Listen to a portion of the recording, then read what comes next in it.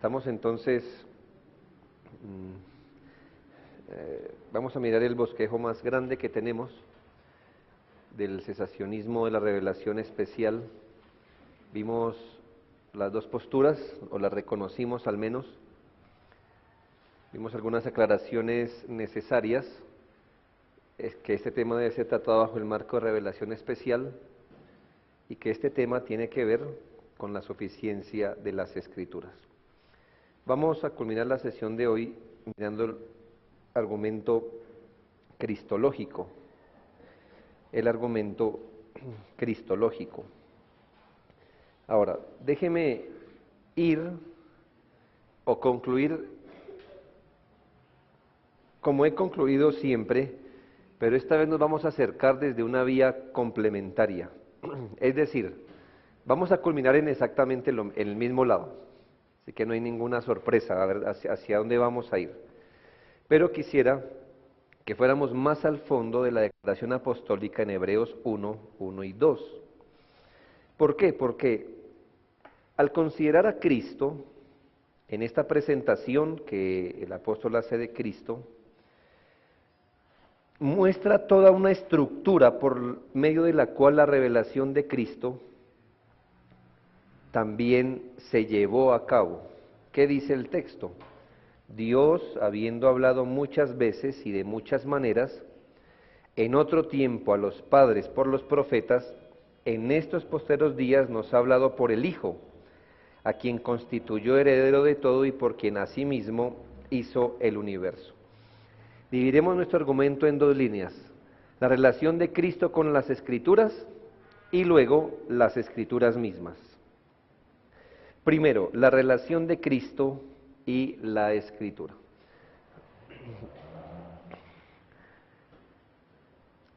La relación de Cristo y la Escritura. Lo primero que vamos a mirar es que Cristo es la meta redentora de la revelación especial. Yo creo que esta frase ya nos hace sentido en la mente, que Cristo es la meta redentora de la revelación especial. ¿Hacia dónde apunta la revelación especial? Hacia Cristo. ¿Cuál es la meta de la revelación especial? Cristo, claro, como redentor. Es mostrarnos a Cristo en su aspecto redentor. La Escritura, tanto del Antiguo como del Nuevo Testamento, son el modo final y el fin histórico de la revelación especial. Note, ese fin histórico de la revelación especial era revelar a Cristo como Salvador. El fin histórico de la revelación especial era revelar a Cristo como Salvador. Esta revelación de Cristo y su obra salvadora debería ser dejada al alcance de todas las generaciones de forma infalible e inerrante. De tal manera que cuando se cumplió este fin histórico, la revelación especial cesa. Es decir, ¿cuál era el fin? Revelar a Cristo y su obra salvadora. El punto es, ¿se cumplió? Se cumplió ese fin. En la Escritura vemos que el fin de revelar a Cristo y a este como Salvador se cumplió. La revelación especial tiene un tipo de proceso progresivo que fue llevando un modo específico, revelación, escrituración, y que termina con una meta histórica: haber provisto el conocimiento salvador de Cristo para todas las generaciones. Esta revelación especial quedó en una forma final. ¿Cuál es la forma final de la revelación especial? Las Escrituras. Las Escrituras son la forma final de la revelación especial. En otras palabras, la revelación de Cristo como Salvador tiene un modo final: las Escrituras. Tenemos el Antiguo Testamento y el Nuevo Testamento como el modo final de la revelación especial. Segundo, Cristo es el clímax de la revelación especial. Cristo es el clímax de la revelación especial. El libro de Hebreos es un libro de contrastes. A través del libro el autor va comparando el antiguo pacto con el nuevo pacto. Así que no debe sorprendernos que el apóstol haga un contraste entre la revelación del Antiguo con respecto a la revelación del Nuevo. En Hebreos 1 y 2 dice que había una antigua revelación de Dios hablando muchas veces en otro tiempo, y dice, pero ahora, en los postreros días, ahí está el contraste. La revelación del Antiguo Testamento se manifiesta como una sucesión de revelación a través de diferentes modos con los profetas. Sin embargo, en el Nuevo Testamento es revelación a través del Hijo. El cristiano ve a Jesucristo como último y gran profeta. El Hijo de Dios es el final grandioso supremo. Ahí se termina todo. No solo es nuestro último sacerdote, el sacrificio final, sino que Jesús es la última palabra. Miremos este cuadro, vamos entendiendo. Quiero que le haga sentido. Dice que Dios, habiendo hablado muchas veces en otro tiempo, ¿verdad? Entonces, habiendo hablado, fueron muchas veces que Él empezó a hablar y la revelación empezó a crecer, a crecer, a crecer. ¿Cuál es el fin último de la revelación? Cristo, nuestro Señor. Cristo es el clímax, el punto más alto de la revelación especial de Dios. Todo lo antes de esto son revelaciones sucesivas de profetas, yendo hacia adelante, por así decirlo. Los profetas miran hacia adelante, pero en Cristo ¿qué tenemos? El último gran profeta. Es el último sacerdote, el último sacrificio, pero es la última palabra de Dios. Así que aquí encontramos una progresión de la revelación hasta un clímax, hasta llegar a Cristo, hasta llegar a Cristo. Tercero, la revelación especial es mediada por el testimonio apostólico. Claro, la revelación especial del nuevo pacto es mediada por el testimonio apostólico. Ya creo que lo hemos visto, es decir, así como los profetas fueron los instrumentos por los cuales la revelación del Antiguo Testamento nos llegó, así la revelación especial del Nuevo Testamento nos llegó a través de los apóstoles. Eso quiere decir que la revelación especial es mediada por el testimonio apostólico. Esto lo vemos en textos como Juan 14, 26, 16, 3, 17, 6 y 20. Dice, mas el Consolador, el Espíritu Santo, a quien el Padre enviará en mi nombre, Él os enseñará todas las cosas y os recordará todo lo que os he dicho. Juan 16, 13, pero cuando venga el Espíritu de verdad, Él os guiará a toda verdad, porque no hablará por su propia cuenta, sino que hablará todo lo que oyere, y Él os hará saber las cosas que habrán de venir. Allí están los apóstoles como ese medio. Juan 17, 6, he manifestado tu nombre a los hombres que del mundo me diste, tuyos eran y me los diste, y han guardado tu palabra. Y versículo 20, mas no ruego solamente por esto, sino también por los que han de creer en mí por la palabra de ellos. Así que los apóstoles eran los receptores primarios, autorizados e investidos de poder para guardar el testimonio de Cristo. Hebreos 2, 1 al 4, como aquí lo vemos, nos dice, por tanto es necesario que con más diligencia atendamos a las cosas que hemos oído, no sea que nos deslicemos, porque si la palabra dicha por medio de los ángeles fue firme, y toda transgresión y desobediencia recibió justa retribución, ¿cómo escaparemos nosotros si descuidamos una salvación tan grande, la cual, habiendo sido anunciada primeramente por el Señor, nos fue confirmada por los que la oyeron, testificando Dios juntamente con ellos con señales, prodigios y diversos milagros y repartimientos del Espíritu Santo según su voluntad? En otras palabras, que aquello que fue primeramente hablado por el Señor fue confirmado por los apóstoles como testigos de Cristo. Y segunda de Pedro 3, 1 y 2 aquí dice, amados, esta es la segunda carta que os escribo, y en ambas despierto con exhortación vuestro limpio entendimiento, para que tengáis memoria de las palabras que antes han sido dichas por los santos profetas, ¿sí nota? Antiguo pacto, y el mandamiento del Señor y Salvador dado por vuestros apóstoles. Así que podemos ver cómo se completa la siguiente gráfica.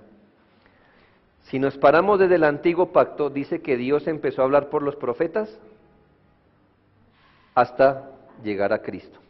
Ahora parémonos en el nuevo pacto.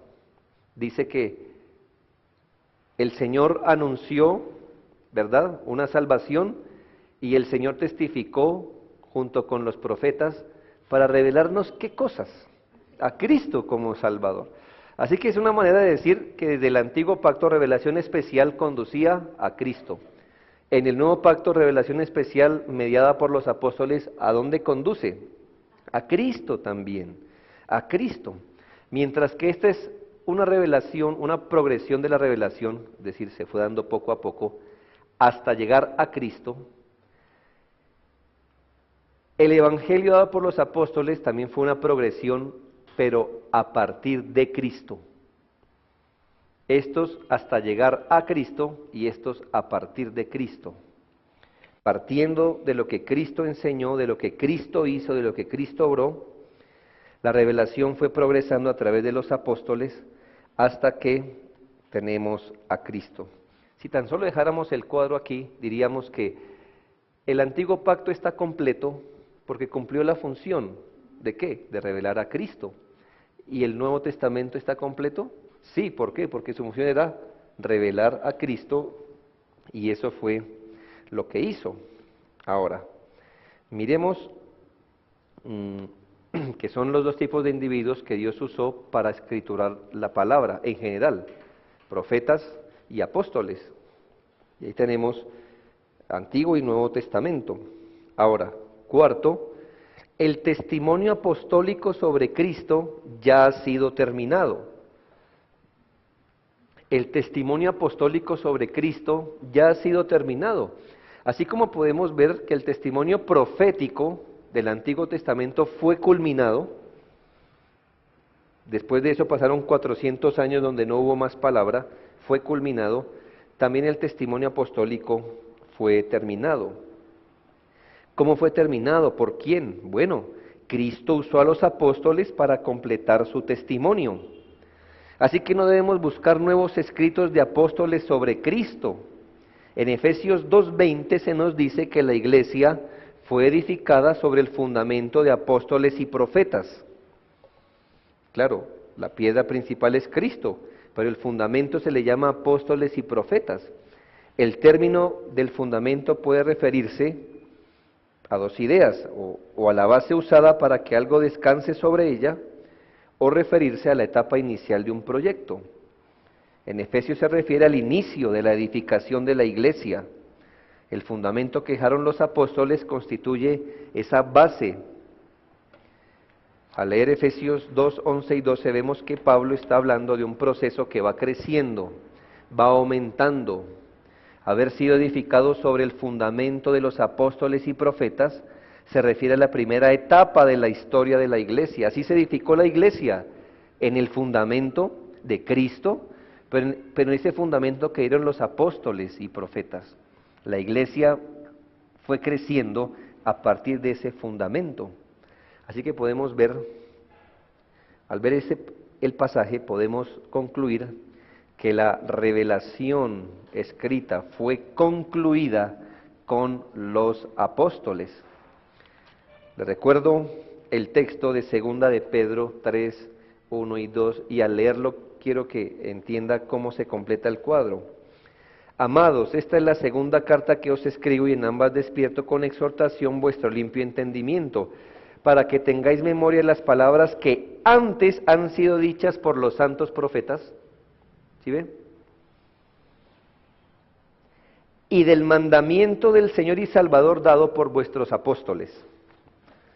Así que lo que hace Hebreos 1 nos cuenta una historia, Hebreos 2, la segunda, y segunda de Pedro lo que nos dice es que no olviden ni lo uno ni lo otro. No debemos estar descontentos o insatisfechos pidiéndole a Dios que nos dé visiones y sueños, sino que mire el privilegio que tenemos. Nosotros tenemos en la palabra de Dios el testimonio previo, progresivo, que nos llevó a Cristo. Tenemos el testimonio que a partir de Cristo nos lleva al entendimiento del plan redentor de Cristo mismo en profundidad. Y Pedro nos dice que nosotros no deberíamos olvidar lo que fueron antes dichos por los profetas ni por los apóstoles. Dale a la siguiente. Bueno, a la anterior. ¿Qué está metido aquí en el centro, hermano? ¿A qué le podemos llamar a lo que está dentro de este perímetro? Lo que está dentro de este perímetro se llama Sagradas Escrituras. Las Sagradas Escrituras es lo que está dentro de este perímetro. Martín Lutero dijo: yo he hecho un pacto con Dios de que no me mande ni visiones ni sueños, ni siquiera que me mande ángeles.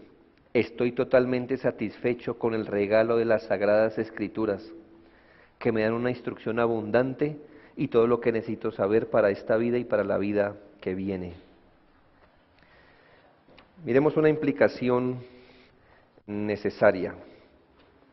Una implicación necesaria. ¿Tenemos una implicación necesaria? Bien, no.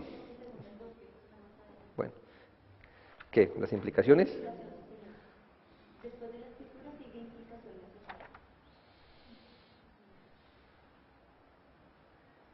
Muy bien.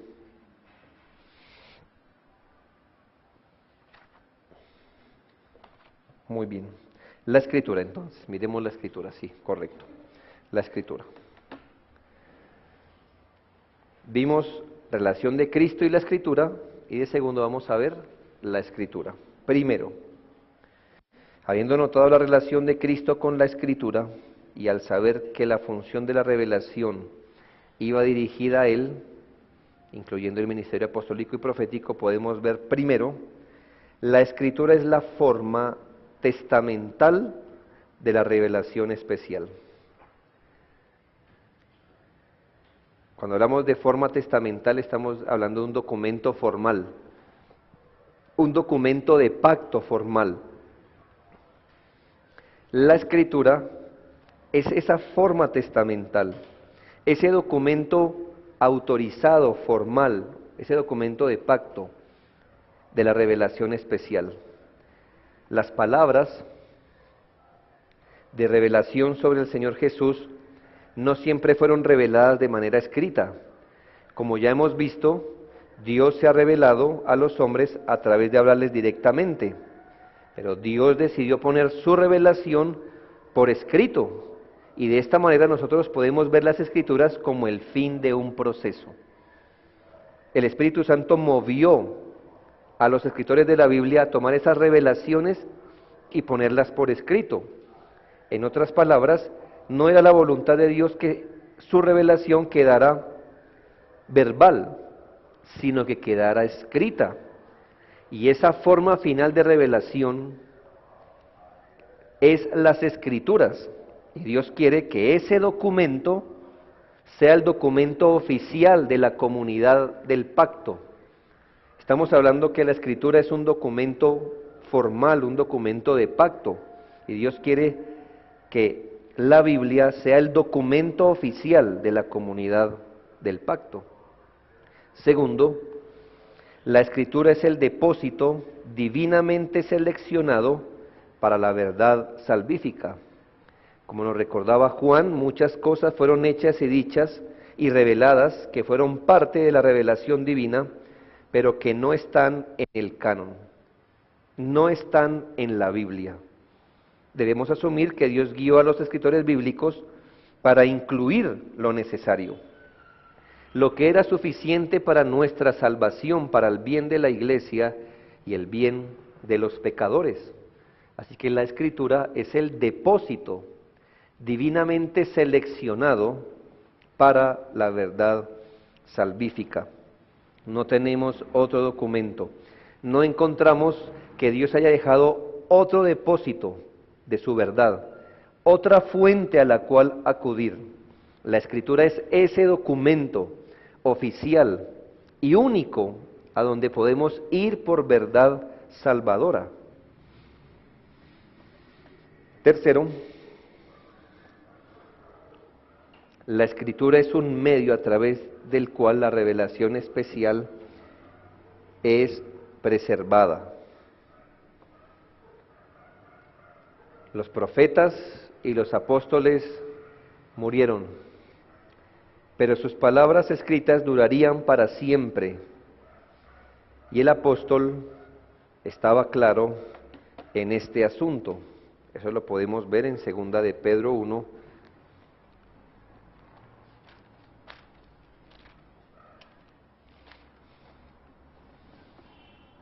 12 al 15. Por esto, yo no dejaré de recordaros siempre estas cosas, aunque vosotros las sepáis y estéis confirmados en la verdad presente. Pues tengo por justo, entre tanto que estoy en el cuerpo, el despertaros con amonestación, sabiendo que en breve debo abandonar el cuerpo, como nuestro Señor Jesucristo me ha dicho. También yo procuraré con diligencia que después de mi partida, vosotros podáis en todo momento tener memoria de estas cosas. Así que el apóstol era consciente que después de su partida, él tenía la responsabilidad, leí este texto, tenía la responsabilidad de ¿qué? De dejarles la palabra del Señor, que después de su partida, él debería dejar entonces la palabra del Señor. Y en el capítulo 3, 1 y 2 dice, amados, esta es la segunda carta que os escribo, y en ambas despierto con exhortación vuestro limpio entendimiento, para que tengáis memoria de las palabras que antes os han sido dichas por los santos profetas y del mandamiento del Señor y Salvador dado por vuestros apóstoles. Es decir, Pedro cuando se afanó y dijo, es necesario dejar, después de mi partida, todo lo que ustedes necesitan para su salvación, ¿qué les dejó? Pues lo escrito. Así que la Escritura es un medio a través del cual la revelación es preservada.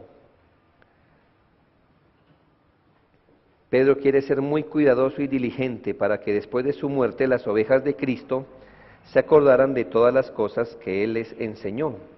Dios escogió las Escrituras como un modo o una manera para preservar su revelación para generaciones futuras.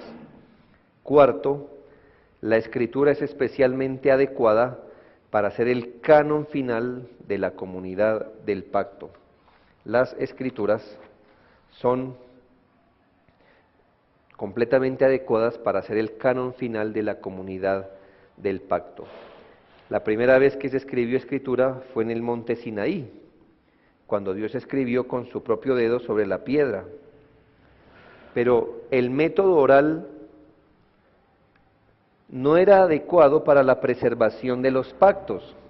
Lo que vemos en los textos del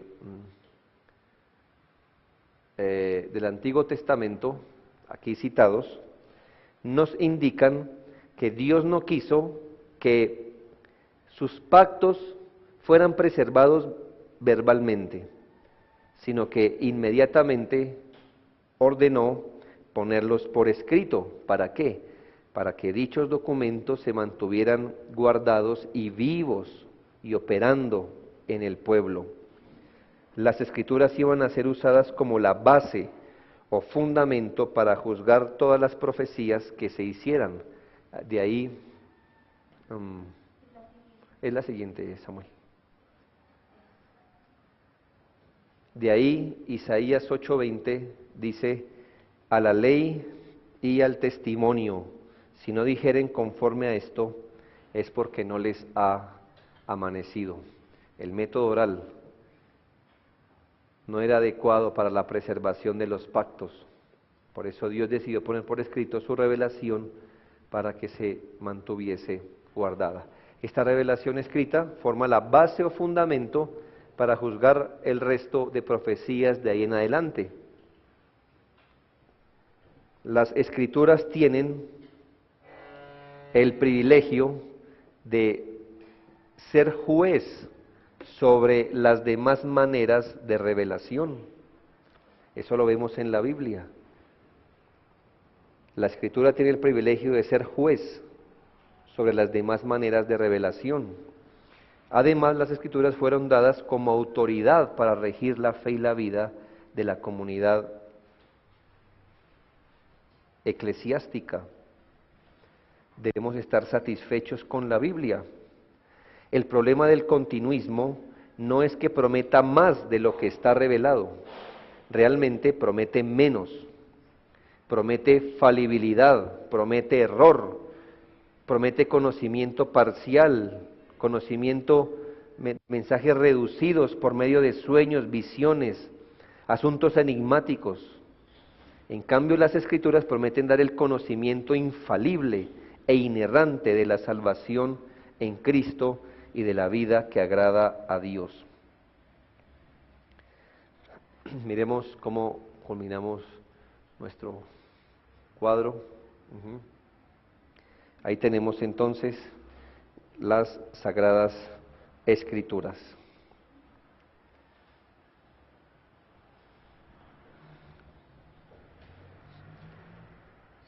Somos satisfechos con ellas. Allí están. Este es el argumento cristológico, partiendo de que la idea de la revelación especial era revelar a Cristo, cumplido el propósito de dar a Cristo, de dar su voluntad, de revelarlo a Él en el aspecto salvador, toda la voluntad de Dios que se desprende de considerar a Cristo como Salvador, toda la ética que se desprende de considerar a Cristo como Salvador ya fue dada. Entonces, nosotros es otro argumento para afirmar la cesación de cualquier otro tipo de revelación. ¿Para qué una revelación parcial de la voluntad de Dios cuando tenemos lo máximo en la palabra de Dios? Vamos a unas implicaciones necesarias. La implicación que tenemos de ver la relación de Cristo con la Escritura y de ver la Escritura misma como el documento testamental de la revelación es que la revelación es divinamente autoritativa. El producto final, que es la Biblia, constituye la norma, el canon, la regla infalible. Esa es la implicación. La implicación al tener la revelación, la forma final de la revelación es que esta es nuestra norma, canon, regla. Atacar el punto de la autoridad final de la Biblia es atacar que ella sea la norma final, el canon o la regla. Por lo que siendo autoridad final, ¿qué le queda por completar? ¿Qué le falta? Aquí llegamos de nuevo a la doctrina de la cesación de la revelación especial. Permítame poner esto en un silogismo. Premisa mayor. Toda revelación divinamente autoritativa ha sido completada y por lo tanto ha cesado. Premisa menor, las profecías y lenguas en el Nuevo Testamento son formas de revelación divinamente autoritativa. Conclusión, profecías y lenguas han cesado. Sí, toda revelación divinamente autoritativa ha sido completada y por lo tanto ha cesado. Esa es nuestra premisa mayor. Por muchos siglos la Iglesia no ha reconocido ninguna escritura divina después del periodo de los apóstoles. La escritura del Nuevo Testamento contiene la obra completa y autoritativa de Cristo. Los apóstoles y sus compañeros cercanos reportan las palabras y obras de Cristo y las interpretan con absoluta autoridad divina. Y al haber ellos concluido su escritura, no hay nada más que agregarle que tenga el mismo nivel de autoridad absoluta.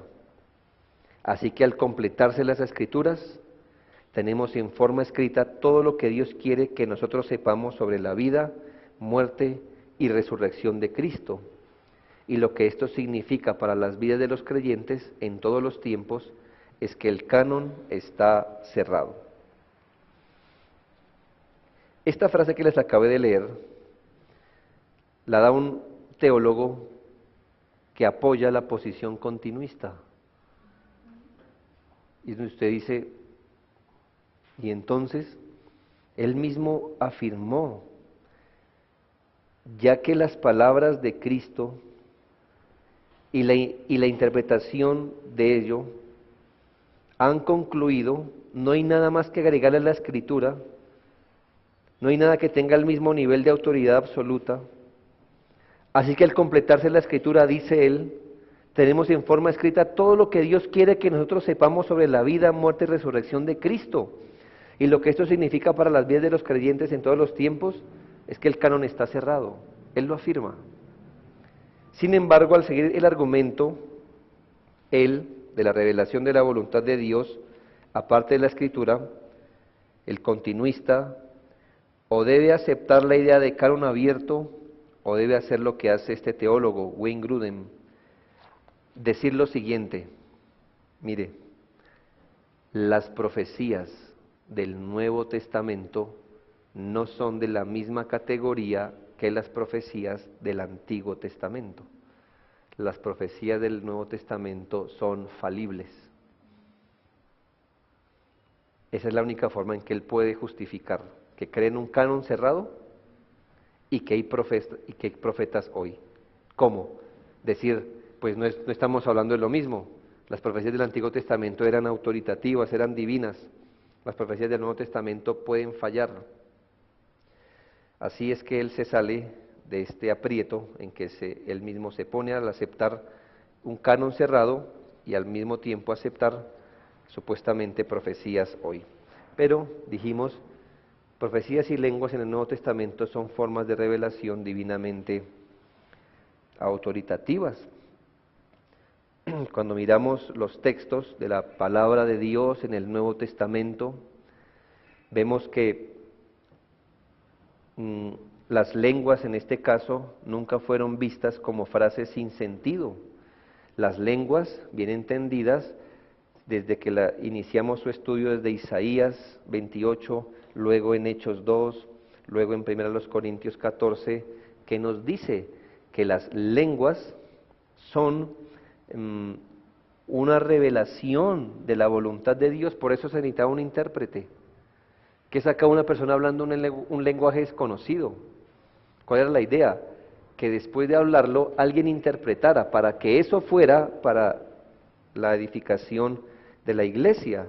Ahora, si estos modos de profecías eran falibles, ¿para qué traducirlas?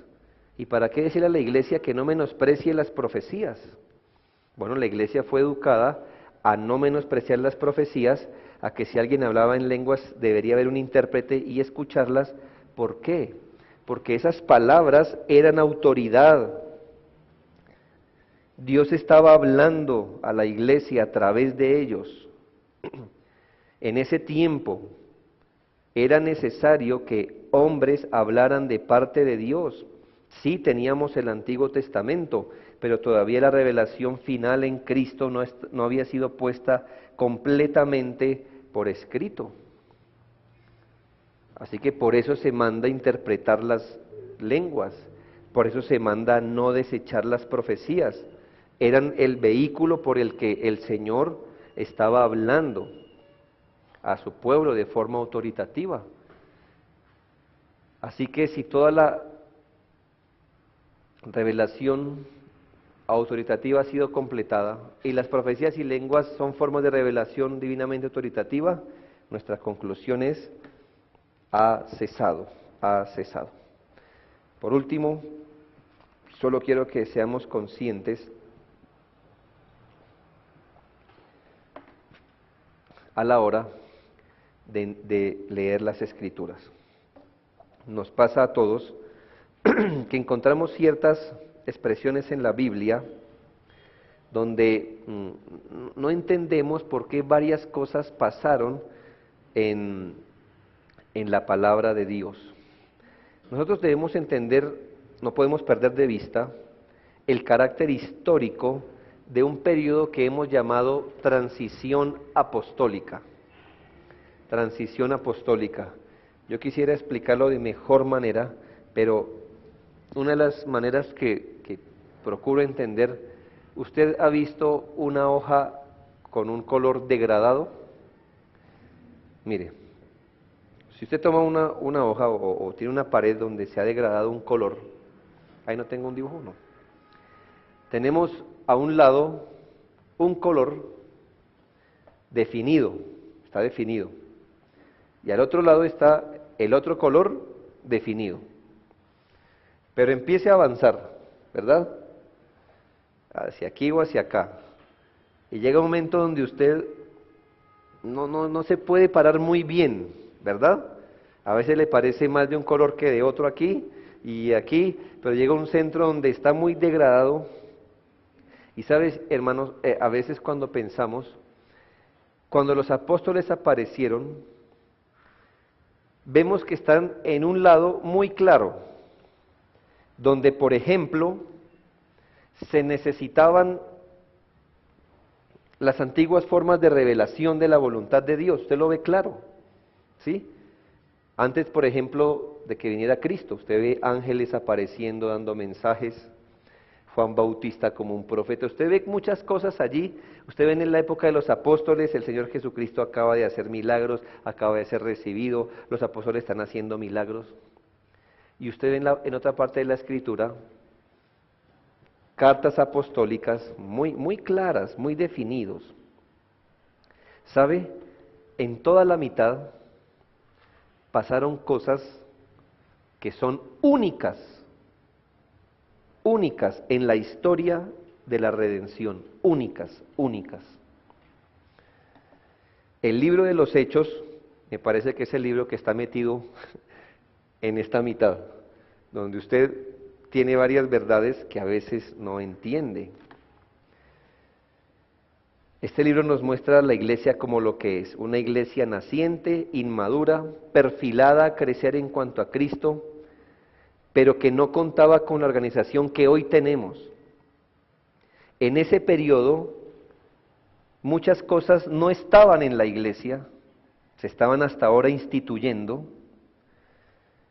Muchas cosas empiezan a desvanecerse para dar pie o para dar paso a las cosas definitivas que iban a acompañar la iglesia.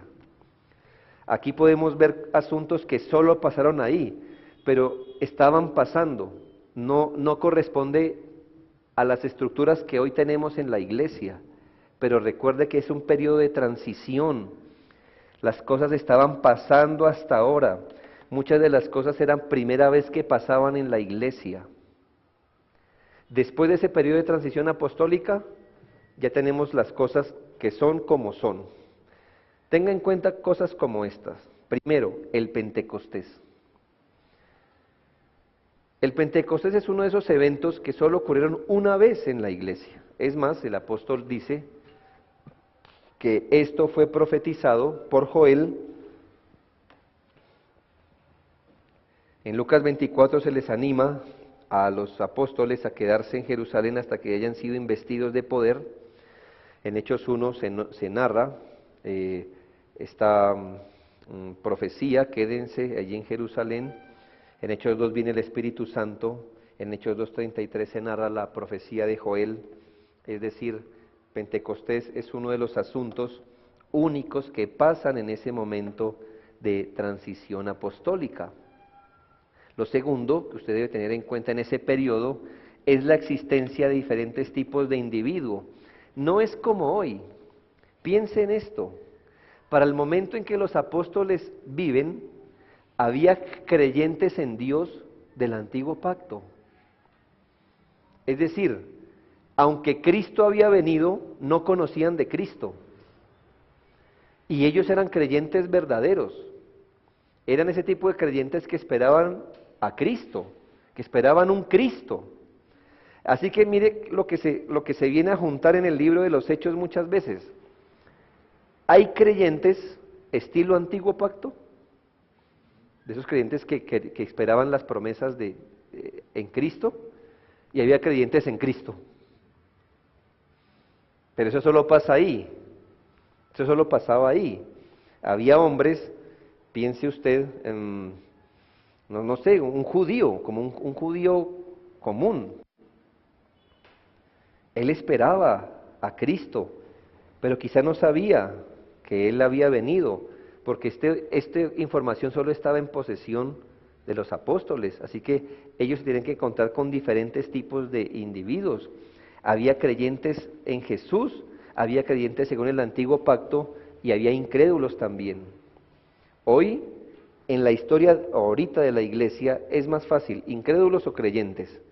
Pero en esa época se conjugaron varios tipos de personas que a veces cuando usted lee la escritura dice, estas personas, ¿qué eran exactamente? Los relatos de su conversión no son uniformes, son diversos.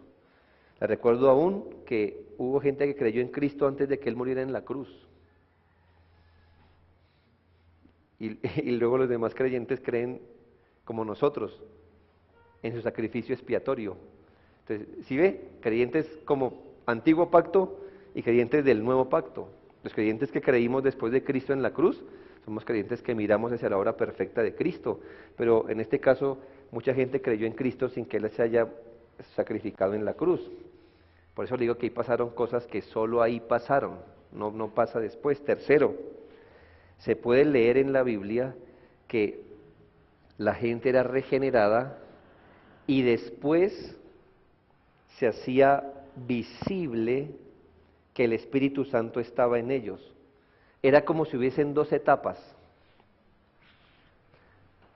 Era como si hubiesen dos etapas.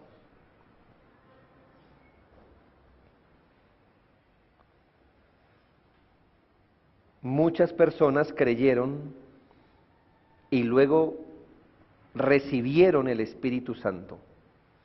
Claro, usted dice, nadie puede creer sin el Espíritu. Por supuesto, nadie puede creer sin la operación del Espíritu. Pero de una manera, estos relatos nos hacen ver que gente creyó y después como que formalmente reciben el Espíritu. Pero hermanos, eso solo pasó allí. Son únicos. ¿Cuál es la regla general? Eso no pasa hoy. Hoy sabemos que el que cree en Cristo tiene el Espíritu. No hay tiempo que pase. En esta época, esto lo dice, si alguno no tiene el Espíritu de Cristo, no es de él. Pero quizá en esta época, dice la Biblia que el apóstol se encontró con unos creyentes.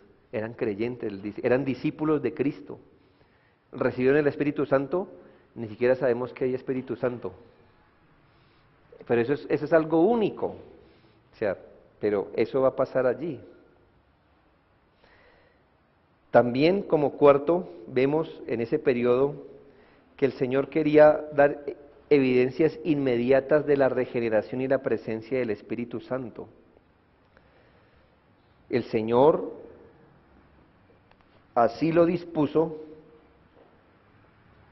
que las personas que eran regeneradas dieran una muestra visible de esto, inmediata.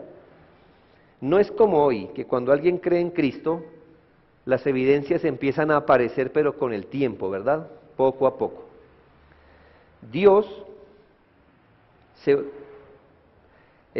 buscó, o más bien dio un medio para que todos llegaran a la conclusión de que tal persona era convertida, pero un método inmediato. Pensemos en el caso de los apóstoles, todos ellos renuentes a pensar que el Espíritu Santo tenía planes para con sus enemigos los samaritanos. Piensa en este caso. Usted es un judío. Usted está entrenado a pensar que la salvación solo es para usted, no para los samaritanos. Así que en un grupo de judíos vino el Espíritu Santo. ¿Con qué señal se manifestó que ellos tenían el Espíritu Santo? Hablaron en lenguas. Pero usted creía que la salvación solo era para usted. Ahora, cuando alguien le predica a los samaritanos y resulta que ellos hablan en lenguas, ¿a qué conclusión llega usted? También son creyentes. ¿Sí ve? Esa era la prueba inmediata con la que en el periodo de transición apostólica Dios refrendaba quién era o no creyente. Yo no sé si tengo un cuadro al final. ¿Sí? Usted debe ver esto en el libro de los Hechos. ¿Recuerda cómo empieza el libro de los Hechos? Me seréis testigos en Jerusalén, Samaria y hasta lo último de la tierra. Usted puede ver cómo el patrón es el mismo siempre en el libro.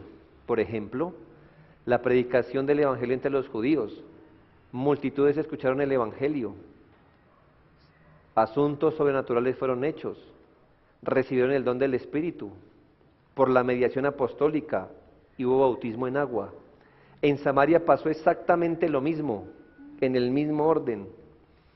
Multitudes escuchando, asuntos sobrenaturales, el don del Espíritu Santo, la mediación apostólica, el bautismo en agua. Y cuando el Evangelio penetró a los gentiles, lo mismo. O sea que Lucas, cuando escribió, tenía en mente era esto: me seréis testigos en Jerusalén, Samaria y lo último de la tierra. Él lo que hizo en el libro de los Hechos fue decir cómo el Evangelio llegó a los judíos, a los samaritanos, a los gentiles. Hermanos, y en cada caso, cada vez que esto pasó, se habló en lenguas, no más. Como diciéndonos que los judíos necesitaban saber cómo era tener el Espíritu. Entonces ellos hablaron en lenguas. Cuando el Evangelio fue a penetrar a los samaritanos, ¿cómo hizo el Señor para decir, ellos también están incluidos entre los creyentes? Les permitió hablar en lenguas. Y cuando el Evangelio penetró a los gentiles, pasó exactamente lo mismo. Así que no es que todo el mundo hablaba en lenguas cada momento, cada instante. Estamos hablando de cosas que Dios hizo. El punto no es que, imagínense, si ellos tuvieran que tener como nosotros, vamos a esperar si ellos son realmente creyentes. Hubieran pasado años, y todos los judíos, ¿será que los samaritanos sí son creyentes? ¿O será que los gentiles sí son creyentes? ¿Qué hizo Dios? Dio una señal inmediata. Cuando hablaban en lenguas, ¿qué dijo Pedro? Yo los voy a hablar en lenguas, no me quedó duda de que eran creyentes, entonces los bauticé, dijo el Pedro. Si es la conclusión que llegó, lenguas es que son creyentes. Pero hermanos, eso pasa, vámonos atrás en el tiempo de transición apostólica. Hablamos de dones fundacionales, es decir, de esos dones que Dios colocó para la fundación de la iglesia. Allí pasa eso siempre. Así que no se asuste cuando lee la lista de Corintios, cuando mira todos esos dones. ¿Sí, hermanos? Ahí en la lista de dones en Corintios, usted va a encontrar dones que Dios usa siempre para edificar la iglesia, y también revuelticos va a encontrar dones que Dios usó en ese tiempo de transición apostólica. ¿Ve? Por eso es que les digo que no podemos leer la Biblia planamente, sino, bueno, hermanos, pongamos en el contexto. Es que en esa época, mientras los apóstoles estaban vivos, pasaron muchas cosas que solo pasaron allí. Y por último, aún así, no hay que perder de vista que los apóstoles, como únicos en la historia, tuvieron el papel único en esa pedagogía divina. ¿Por qué le digo? Hermanos, porque en Pentecostés, cuando los judíos recibieron el Espíritu Santo, estaban los apóstoles. Les recuerdo que cuando el Evangelio llegó a Samaria y muchos creyeron, solo cuando vino Pedro, el Espíritu Santo fue derramado. Y también les recuerdo que cuando el Evangelio penetró en los gentiles, en el caso de Cornelio, muchos escucharon, pero solo fue hasta cuando vino Pedro que el Espíritu Santo fue derramado. ¿Sí ve? ¿Qué mira usted? Que los apóstoles tenían un papel único en esa pedagogía divina. No es que alguien creía y resultaba hablando lenguas, no. Era cuando venía el apóstol, dando como a entender que a través de ellos venía este poder, llamémoslo así, esta facultad. Entonces, entendamos, hermanos, que a pesar que no tengamos la oportunidad de profundizar, pero o algún día, de cómo esto se llevó a cabo, cómo los apóstoles formaron parte de ese periodo transicional, y allí, hermanos, no podemos esperar que lo que pasó allí o algunas de las cosas estén operando hoy, porque era un momento específico en la historia de la redención, después de que los apóstoles, o que pasa cierto periodo, ya las cosas en la iglesia son como las conocemos hoy, como la palabra de Dios nos enseña a verlas. Bien, hermanos, terminemos aquí esta sesión.